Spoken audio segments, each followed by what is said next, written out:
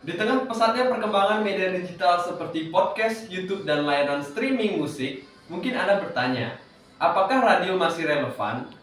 Hari ini saya berada di stasiun radio pendidikan Suara Teknika SMK Negeri 3 Singaraja yang masih aktif mengudara setiap hari. Kita akan melihat langsung bagaimana aktivitas mereka dan seberapa besar peran radio di era sekarang. Saat ini saya sudah di dalam ruangan siaran. Ruangannya tidak terlalu besar, tapi penuh dengan perangkat penting. Ada mikrofon, mixer suara, headphone, dan komputer yang digunakan untuk memutar lagu serta mengatur jalannya siaran. Penyiar duduk di sini untuk menyapa pendengar, memutar musik terbaru, dan membacakan informasi. Dan ini adalah ruang podcast, tempat di mana penyiar berinteraksi dengan narasumber yang informatif. Mungkin terdengar mengejutkan, tapi radio ternyata masih banyak didengarkan. Menurut survei yang dilakukan oleh Goodstat, sebanyak 52% responden di Indonesia menyatakan masih mendengarkan radio setidaknya 1 kali dalam sebulan terakhir. Radio bukan hanya hadir di kendaraan atau rumah, tetapi juga kerap ditemukan di kafe-kafe yang mengusung tema vintage.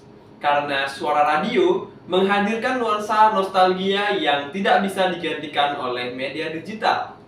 Itu menunjukkan bahwa meskipun caranya berubah, esensi radio tetap relevan. Namun, perkembangan zaman tentu membawa tantangan tersendiri. Banyak orang kini lebih memilih mendengarkan musik melalui aplikasi seperti Spotify atau menonton podcast di YouTube.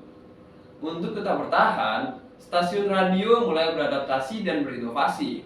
Beberapa program kini disiarkan langsung secara live streaming di YouTube. Dan banyak juga yang membuat versi podcast dari siaran tersebut. Dengan begitu, pendengar bisa menyimak siaran kapan saja, tanpa harus terikat dengan waktu.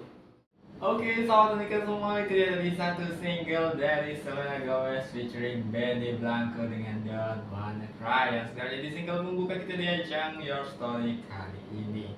Nah, di ajang Your Story kali ini. Nah, sebelum kita ke pembacaan cerita nih Sahabat Nikah, nggak mau putarkan dulu nih beberapa single koleksi radio Sahabat Nikah. Salah satunya ada Rizky Febian dengan Malam Rawan, Jangan Kemana-Mana.